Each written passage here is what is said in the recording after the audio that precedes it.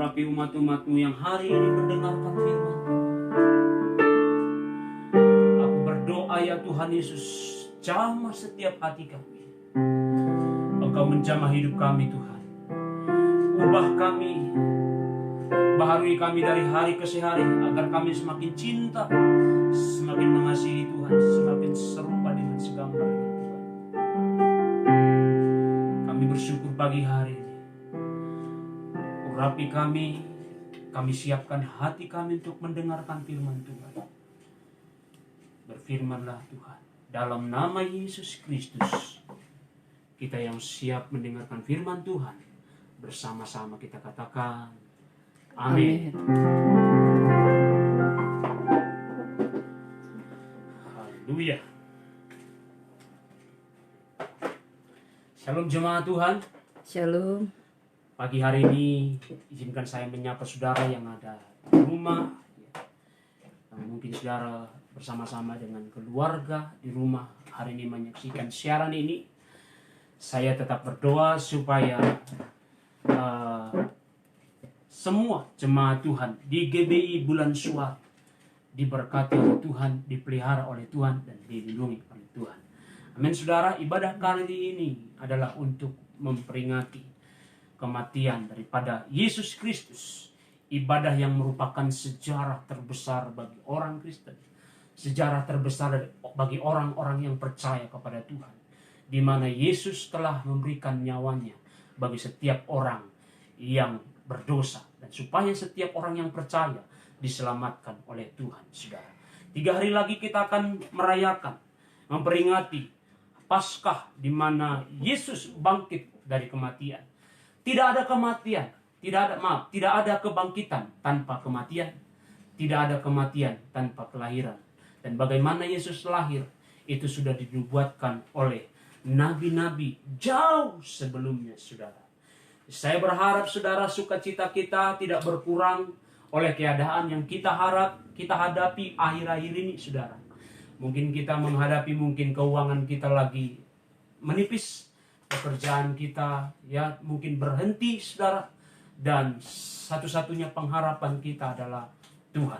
Ada satu ayat dalam Mazmur berkata, saudara, kulayangkan mataku ke gunung-gunung, dari manakah datangnya pertolongan. Jemaat Tuhan, pertolongan kita datangnya daripada Tuhan. Amin saudara. Amin. Saya percaya, dan percayalah dalam hati saudara juga, bahwa Tuhan akan menolong kita. Saudara, hari ini harus kita rayakan dengan sukacita. Kematian ini harus kita rayakan dengan sukacita. Mungkin saudara bertanya begini, bagaimana mungkin Pak? Kan ini kematian. Di mana orang bisa merayakan kematian?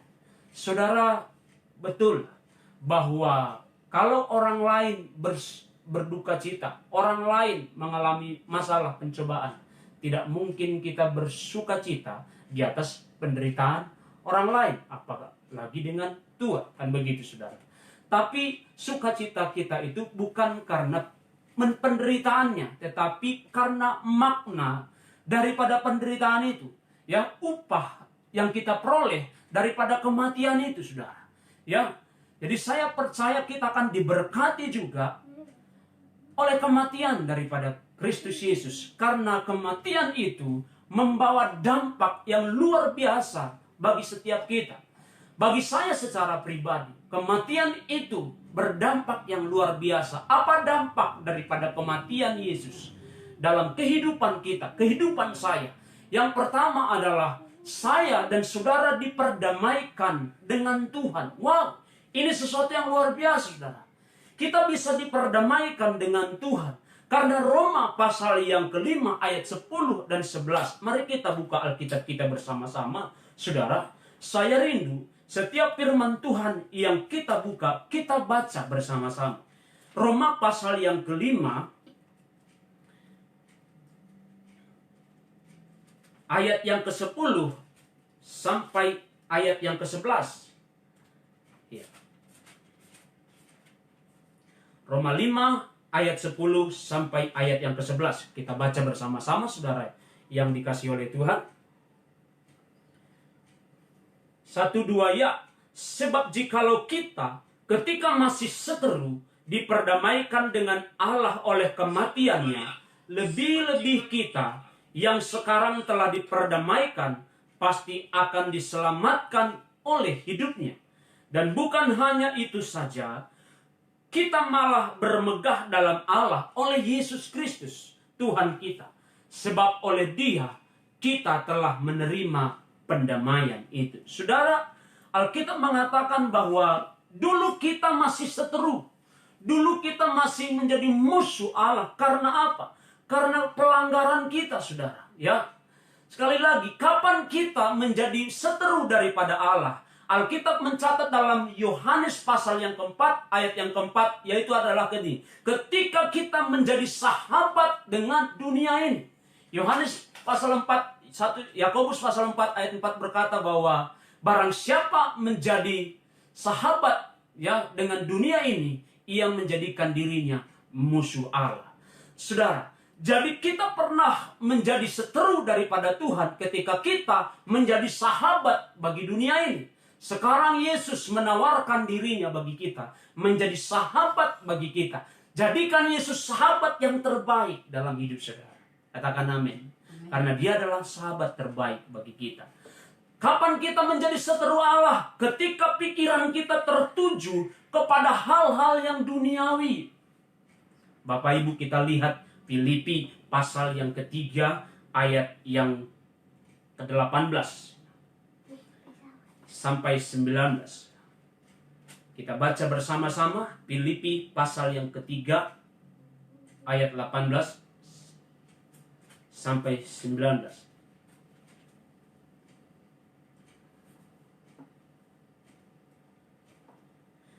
Demikian firman Tuhan 1-2 ya. Karena seperti yang telah kerap kali kukatakan kepadamu, dan yang kunyatakan pula sekarang sambil menangis, banyak orang yang hidup sebagai seteru salib Kristus. 19. Kesudahan mereka ialah kebinasaan, kemuliaan mereka ialah aib mereka, pikiran mereka semata-mata tertuju kepada perkara duniawi. Jadi ketika kita memikirkan hal-hal yang duniawi saja, maka kita menjadi seteru daripada Yesus Kristus. Nah, apa upah atau dampak daripada pendamaian itu? Jemaat Tuhan yang dikasihi Tuhan. Kalau kita sudah diperdamaikan dengan Tuhan, dampaknya itu bagi kita apa, saudara? Kita lihat Efesus pasal yang kedua ayat yang ke-16 sampai 19. Efesus pasal 2 ayat 16 sampai 19. Mari kita baca bersama-sama.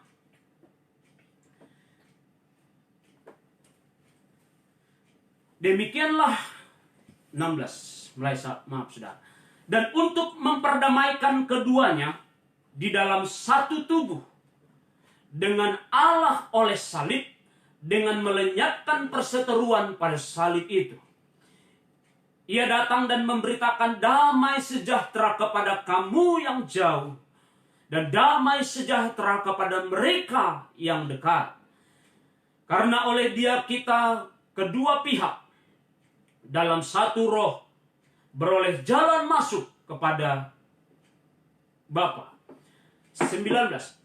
Demikianlah kamu bukan lagi orang asing dan pendatang, melainkan kawan sewarga dari orang-orang kudus dan anggota-anggota keluarga Allah. Dampak daripada pendamaian itu membuat kita satu, bukan lagi orang asing atau pendatang. Amin. Ya saudara, dalam kerajaan Allah, kita adalah warga kerajaan Allah, saudara. Kita menjadi kawan sewarga dari orang-orang kudus. Dan dampak yang ketiga adalah kita menjadi anggota-anggota keluarga Allah. Luar biasa ayat ini. Ya, kita bukan anggota keluarga iblis, tapi kita menjadi anggota keluarga Allah. Yang setuju katakan amin. Berikan tepuk tangan bagi Tuhan Yesus. Haleluya. Saudara, kesenangan kita adalah ketika kita menjadi anggota keluarga daripada Tuhan Allah. Nah, Bukan hanya itu saja, bukan hanya diperdamaikan saja dampaknya saudara. Dampak yang lebih lagi adalah yang kedua, saya dan saudara diampuni dosanya. Dihapuskan dosanya. Bukan hanya dihapus, tapi tidak diingat-ingat lagi dosanya. Saudara, Allah tidak pernah mengingat dosa kita. Begitu kita mengucapkan dengan jujur dan mengakui segala dosa kita di hadapan Allah, maka saat itu juga Tuhan Allah akan menghapuskan dan tidak mengingat-ingat dosa, bahkan pelanggaran kita lagi. Luar biasa Tuhan Allah kita. Baiknya luar biasa. Hanya dengan mengaku, maka dosa kita diampuni oleh Tuhan. Bukan dengan bayaran yang mahal. Kita tidak perlu mengumpulkan harta dan uang untuk menebus dosa kita. Tapi hanya dengan mengakuinya saja. 1 Yohanes 1 ayat yang ke-7, 8, dan 9. Maka Ia yang setia dan adil akan mengampuni kita dari segala dosa dan pelanggaran kita. Haleluya, saudara. Nah, jadi saya diampuni, saudara juga diampuni. Siapa yang rindu diampuni oleh Tuhan? Saudara, ada satu ayat firman Tuhan kita buka dalam Ibrani pasal yang ke-10 ayat 17. Ibrani pasal 10 ayat 17 dan 18. Nah, saudara, kita akan lihat apa yang Tuhan sampaikan di sini. Sama-sama kita baca 1, 2 ya. Dan aku tidak lagi mengingat dosa-dosa dan kesalahan mereka. 18. Jadi apabila untuk selamanya itu ada pengampunan, semuanya itu ada pengampunan, tidak perlu lagi dipersembahkan korban karena dosa. Saudara, kabar baiknya bagi kita, Tuhan tidak ingat-ingat lagi dosa kita. Tuhan tidak ingat-ingat lagi pelanggaran kita. Belajar dari hal ini sebagai orang Kristen, belajarlah seperti Yesus. Jangan mengingat-ingat lagi kesalahan orang lain. Jangan menyimpan kesalahan orang lain. Hari ini Yesus mati bagimu. Hari ini kabar baik itu bagimu. Lepaskan pengampunan bagi orang lain. Lupakan, ampuni setiap orang yang bersalah kepadamu. Supaya kematian Kristus ini bermakna bagimu. Berarti bagi kehidupan kita. Belajarlah mengampuni seperti Yesus Kristus, saudara. Nah, ketika kita melanggar hukum Allah, disitulah kita dinyatakan sebagai orang yang berdosa. Ketika kita tidak taat, disitulah kita dinyatakan sebagai orang yang berdosa. Ketika kita melakukan kejahatan, disitulah kita dinyatakan sebagai orang yang berdosa. Coba kita lihat saudara, 1 Yohanes pasal yang ketiga ayat yang keempat. Kita baca bersama-sama 1 Yohanes pasal 3 ayat yang keempat.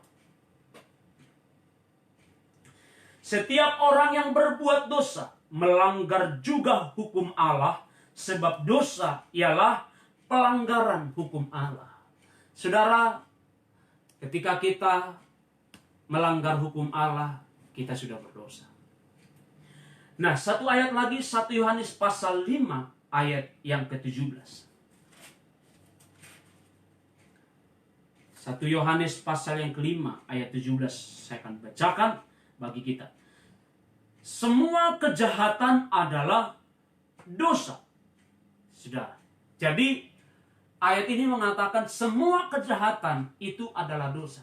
Jadi kapan kita disebut berdosa? Ketika kita melanggar hukum Allah, ketika kita tidak taat, dan ketika kita melakukan semua kejahatan. Saudara, Alkitab mengatakan dalam Roma pasal yang ketiga ayat 23 berkata begini, bahwa kita semua telah berdosa. Bapak Ibu jemaat Tuhan, saudara, saya, dan semua orang yang ada di muka bumi ini, kita semua telah berbuat dosa. Dan dosa itu menjauhkan kita dari apa? Daripada Allah. Dan dosa itu membuat kita kehilangan kemuliaan Tuhan, saudara. Dan upah dosa itu adalah maut. Roma pasal yang ke-6 ayat 23. Tetapi upah dosa ialah maut. Ya, tidak ada kehidupan kekal bagi orang yang berdosa.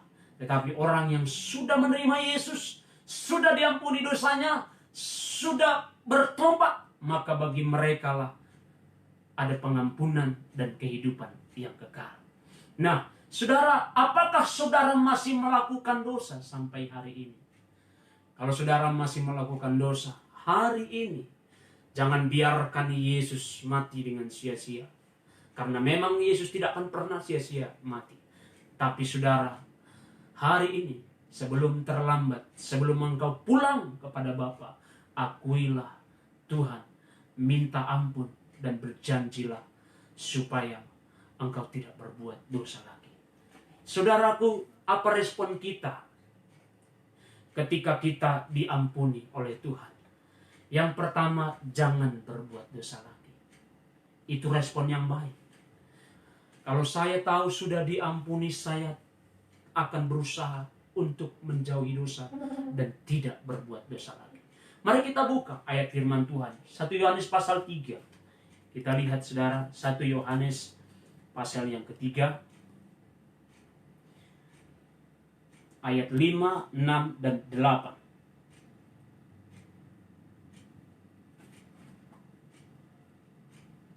Kita baca 1, 2 ya. Dan kamu tahu bahwa ia telah menyatakan dirinya supaya ia menghapus segala dosa, dan di dalam dia tidak ada dosa. Karena itu setiap orang yang tetap berada di dalam dia tidak berbuat dosa lagi. Setiap orang yang tetap berbuat dosa tidak melihat dan tidak mengenal dia. Ayat yang ke-8, saudara. Barang siapa yang tetap berbuat dosa berasal dari iblis, sebab iblis berbuat dosa dari mulanya. Untuk inilah anak Allah menyatakan dirinya, supaya ia membinasakan perbuatan iblis itu. Saudara, respon kita ketika kita diampuni dari dosa kita, saudara, maka kita jangan berbuat dosa lagi. Mari letakkan tanganmu di dada. Katakan kepada jiwamu, hai jiwaku, jangan berbuat dosa lagi. Ya, sebut namamu. Katakan, jangan berbuat dosa lagi. Saudara, setelah itu kita harus dekatkan diri dengan Tuhan. Amin. Tuhan rindu dekat dengan saudara. Sampai hari ini Tuhan mencari saudara. Mungkin saudara jauh dari Tuhan. Saudara terhilang. Mungkin ada banyak di antara saudara pendengar hari ini juga. Saudara mungkin sudah lama tidak beribadah. Saudara mungkin sudah terhilang dari jalan-jalan Tuhan. Hari ini pulanglah. Dekatkan dirimu kepada Tuhan. Seperti anak yang hilang, dia pulang kepada Bapa. Dan dia berkata, Bapa, aku tidak layak disebut lagi anak Bapa, karena aku sudah berdosa. Hari ini terimalah aku sebagai anak Bapa. Saudara, Bapa yang melihat anak yang hilang itu datang. Dia datang mendekati anak itu. Dia memeluk dan merangkulnya. Dan dia berkata, engkau masuk dalam kebahagiaan. Saudara dengar. Kalau engkau pulang hari ini kepada Tuhan. Engkau datang hari ini kepada Tuhan. Engkau mendekatkan dirimu kepada Tuhan.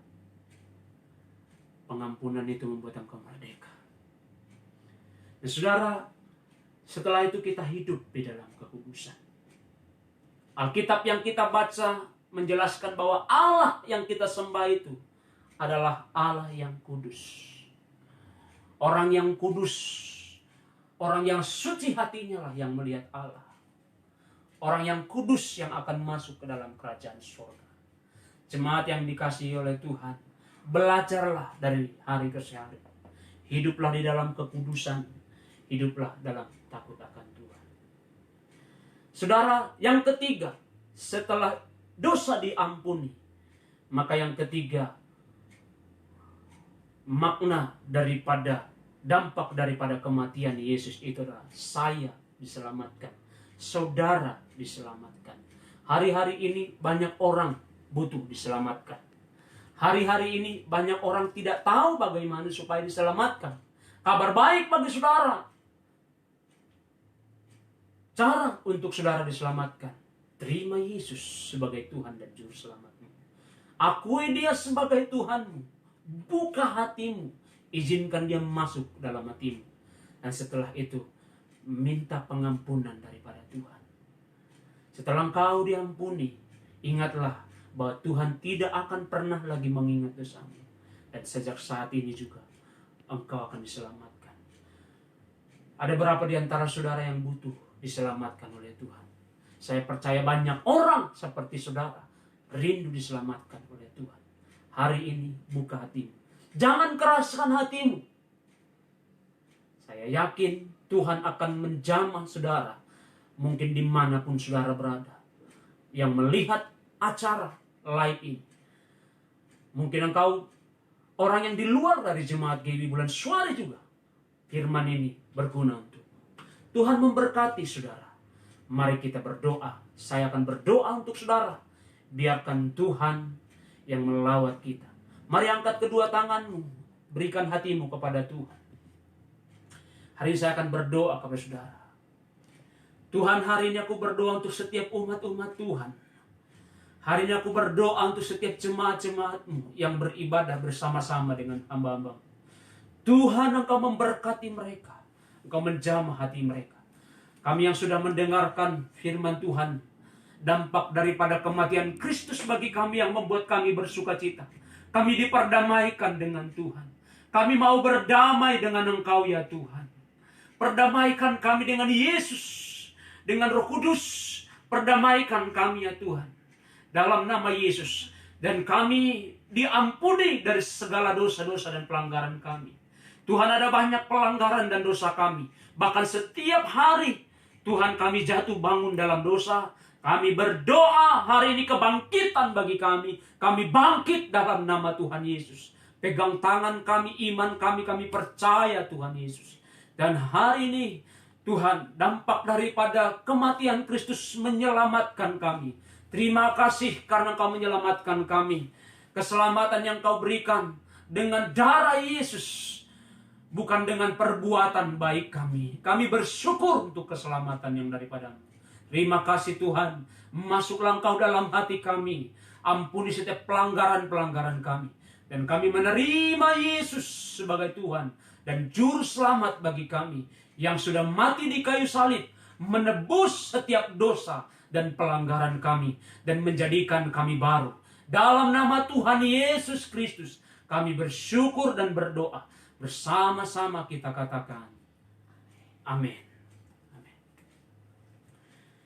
Jemaat Tuhan, mari kita siapkan hati kita untuk masuk ke dalam perjamuan. Siapkan roti dan anggur. Mari kita bernyanyi, saudara.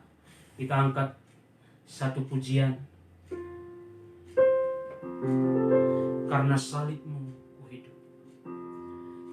Karena salib-Mu ku hidup. Karena salib-Mu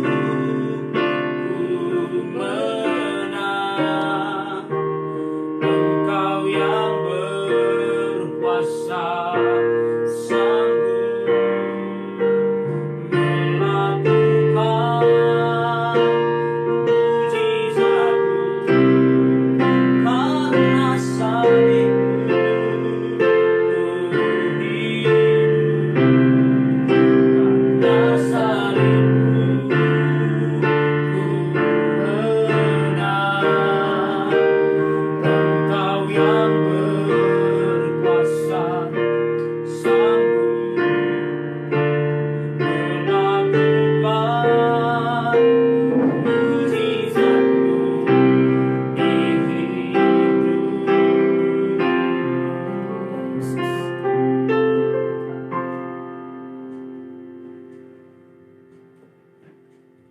Mari jemaat Tuhan, angkatlah roti tinggi-tinggi di atas kepala. Sambil kita merenungkan karya salib Kristus. Kematian Kristus di kayu salib menebus dosa dan pelanggaran. Dan menjadikan kita baru. hari ini dengarkanlah firman Tuhan.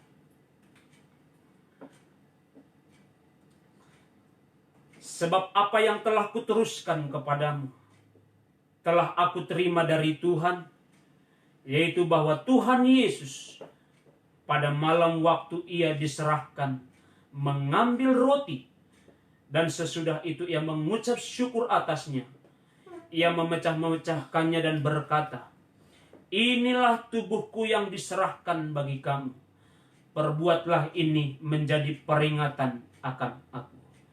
Jemaat yang dikasihi oleh Tuhan, bukankah roti yang atasnya kita mengucapkan syukur adalah persekutuan kita dengan tubuh Kristus? Amin.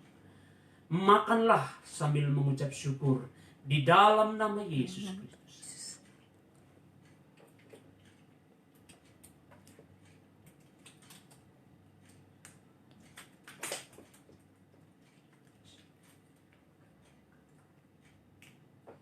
Mari kita angkat cawan tinggi-tinggi di atas kepala kita. Dan dengarkanlah firman Tuhan. Demikian juga ia mengambil cawan sesudah makan, lalu berkata, cawan ini adalah perjanjian baru yang dimeteraikan oleh darahku.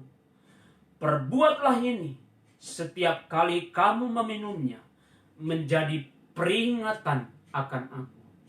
Jemaat yang dikasihi oleh Tuhan, bukankah cawan yang atasnya kita ucapkan syukur adalah persekutuan kita dengan darah Yesus? Katakan amin. Minumlah di dalam nama Yesus sambil mengucap syukur.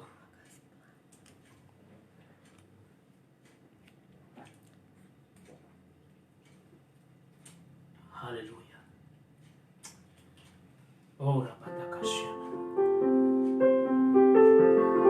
Terima kasih Tuhan. Terima kasih. Terima kasih. Terima kasih. Terima kasih. Mari jemaat-jemaat Tuhan angkat suara.